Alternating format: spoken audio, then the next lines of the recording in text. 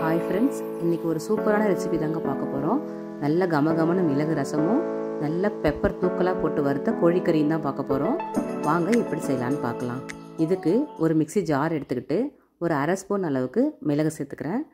மிளகு வந்து உங்கள் காரத்துக்கு தகுந்த மாதிரி சேர்த்துக்கோங்க. இது ரசம் வைக்கிறதுக்கு தான் இப்போ நம்ம ரெடி பண்ண போகிறோம். அடுத்தது அதே அளவு சீரகமும் சேர்த்துக்கலாம். சீரகம் கொஞ்சம் தூக்கலாக இருந்தாலும் தப்பு இல்லைங்க, நல்லாவே இருக்கும். அடுத்தது ஒரு அரை ஸ்பூன் அளவுக்கு துவரம்பருப்பு சேர்த்துக்கோங்க. வேக வச்ச துவரம்பருப்பு இருந்துச்சுன்னா அதை கூட நீங்கள் சேர்த்துக்கலாம். இன்றைக்கி நான் வந்து பச்சை துவரம்பருப்பே சேர்த்துக்கிறேன். இது முடிஞ்சதுக்கப்புறமா ஒரு 3 மிளகா சேர்த்துக்கலாம். காஞ்ச மிளகா சேர்த்துக்கோங்க. இது வந்து காம்பு எடுக்கணும்னு அவசியம் இல்லை, அப்படியே சேர்த்துக்கலாம். சேர்த்துக்கிட்டு ஒரு அரை தக்காளி பழத்தை இந்த மாதிரி கட் பண்ணி சேர்த்துக்கோங்க.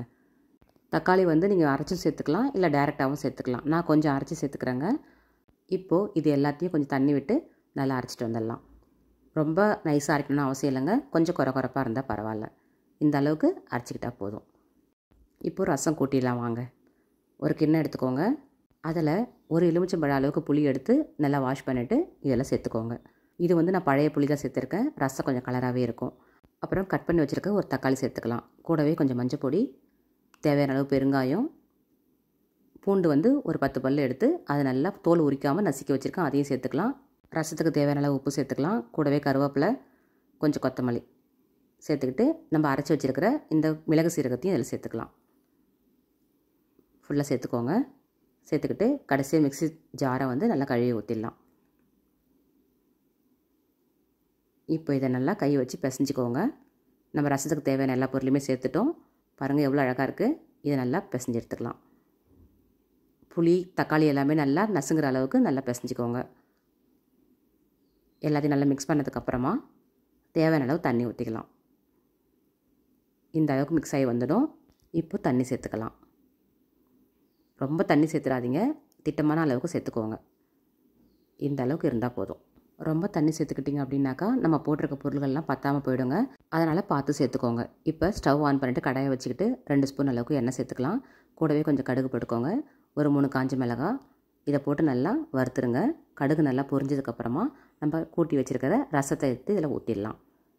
இப்போ தான் நீங்கள் சமைக்கவே கற்றுக்குறீங்க அப்படின்னாக்கா இந்த ரெசிபி உங்களுக்கு ரொம்ப யூஸ்ஃபுல்லாக இருக்குங்க. பாருங்கள், இப்போ ரசம் வந்து கொதி வர வரைக்கும் வெயிட் பண்ணுவோம். ரொம்ப கொதிக்க விட்டக்கூடாதுங்க. ரசம் ரொம்ப கொதிச்சிச்சுனாக்கா கசப்பு தன்மை ஆகிடும். அதனால் இந்த அளவுக்கு வரும்போது கொஞ்சமாக தண்ணி சேர்த்துக்கோங்க. இந்த அளவுக்கு தண்ணி சேர்த்துக்கிட்டு இதை எடுத்து வேறு பாத்திரத்துக்கு மாற்றிக்கணும். ரசம் ரொம்ப கொதிச்சா நல்லா இருக்காதுன்றதுக்காக தான் நம்ம கொஞ்சம் தண்ணி கடைசியாக சேர்த்துட்டு அதனுடைய ஹீட்டை குறைச்சிட்டு வேறு பாத்திரத்துக்கு மாற்றிக்கிறோம். பாருங்கள், ரொம்ப சூப்பராக கமகமன்னு ஒரு ரசம் வச்சுட்டோங்க. ரொம்பவே நல்லாயிருக்கு பார்க்குறதுக்கு, சாப்பிட்றதுக்கு ரொம்பவே டேஸ்ட்டாக இருந்துச்சுங்க. நீங்களும் இதேமாதிரி ட்ரை பண்ணி பாருங்கள். ரொம்பவே அருமையாக வந்திருக்குங்க. அடுத்தது நம்ம சிக்கன் கிரேவி எப்படி செய்யலான்னு பார்க்கலாம். அதுக்கு ஒரு பேன் சூடு பண்ணிக்கிட்டு அதில் 1 ஸ்பூன் அளவுக்கு மிளகு, அரை ஸ்பூன் அளவுக்கு ஜீரகம், 1/4 ஸ்பூன் அளவுக்கு பெருஞ்சீரகம், 3 காஞ்ச மிளகாய், ஒரு ஏலக்காய், 2 பட்டைத்துண்டு, இந்த அளவுக்கு ஸ்டார் பூ 2 சேர்த்துக்கிறேன். அது கூடவே 3 கிராம்பு, குட்டி குட்டி கிராம்பு, அப்புறமா கொஞ்சமாக தனியா, இதெல்லாத்தையும் சேர்த்து நல்லா ஃப்ரை பண்ணிக்கோங்க. இதை வந்து மீடியம் ஃப்ளேம்லேயே வச்சு ஃப்ரை பண்ணுங்கள். இந்த அளவு வறுபட்டதுக்கப்புறமா இதை அப்படியே ஒரு மிக்ஸி ஜாரில் போட்டு அரைச்சிட்டு வந்துடலாம். கடாயில் 3 ஸ்பூன் அளவுக்கு எண்ணெய் சேர்த்துக்கோங்க. சேர்த்துக்கிட்டு பெருஞ்சீரகமும் சீரகமும் போட்டு தாளிச்சிக்கலாம். அதுக்கப்புறமா குட்டி குட்டியாக கட் பண்ணி வச்சுருக்கிற சின்ன வெங்காயத்தை சேர்த்துக்கலாம். உங்களுக்கு எந்த அளவுக்கு கிரேவி வேணுமோ அந்த அளவுக்கு வெங்காயம் சேர்த்துக்கோங்க. வெங்காயத்தை வந்து அரைச்சி கூட நீங்கள் சேர்த்துக்கலாங்க. நான் வந்து குட்டி குட்டியாக கட் பண்ணி தான் சேர்த்துருக்கேன். இது நல்லா வதங்கி வரட்டும். நல்லா வதங்கி வந்ததுக்கப்புறமா கூடவே கொஞ்சம் கொத்தமல்லி, கருவேப்பிலை, புதினா இதை சேர்த்துக்கலாம். சேர்த்துக்கிட்டு இந்த ஃப்ளேவர்லாம் நல்லா சேர்கிற அளவுக்கு நல்லா வதக்கி எடுத்துக்கலாம்.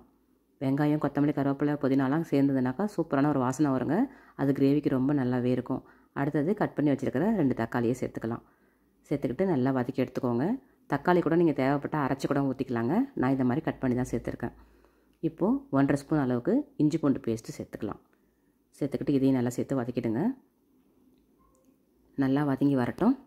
அப்புறமா கொஞ்சம் மஞ்சள் பொடி, கிரேவிக்கு தேவையான உப்பு சேர்த்து நல்லா வதக்கி எடுத்துக்கலாம். எண்ணெய் எல்லாமே நல்லா பிரிஞ்சு வர அளவுக்கு நல்லா வதங்கி வரட்டுங்க.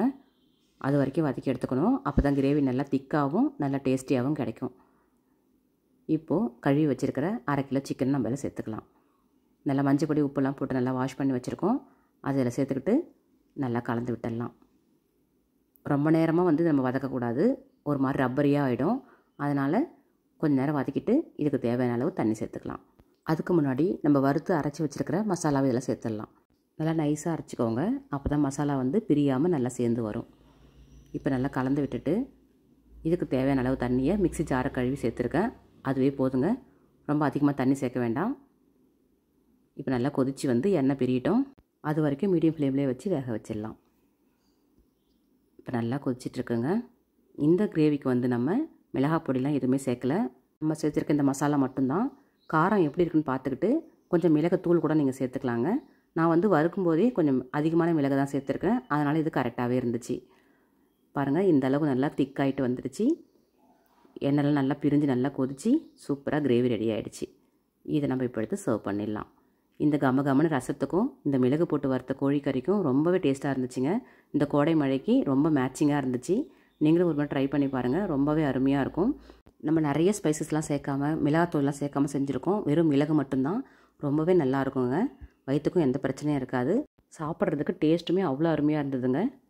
இந்த வீடியோ உங்களுக்கு பிடிச்சிருக்குன்னு நினைக்கிறேன். பிடிச்சிருந்தனா லைக் பண்ணுங்கள், ஷேர் பண்ணுங்கள், கமெண்ட் பண்ணுங்கள். மறக்காமல் சப்ஸ்கிரைப் பண்ணாதவங்க சப்ஸ்கிரைப் பண்ணி சப்போர்ட் பண்ணுங்கள். வாங்க இப்போ சிக்கன் எப்படி வெந்து வந்திருக்குன்னு பார்க்கலாம். ரொம்ப நல்லா பஞ்சு போல் வெந்து வந்திருக்குங்க. நிறைய தண்ணிலாம் சேர்க்கலை, நம்ம கொஞ்சமாக சேர்த்து வறுத்துருக்கோம். ரொம்பவே அருமையாக இருந்ததுங்க. வீடியோ பிடிச்சா லைக் பண்ணுங்கள். தேங்க்யூ.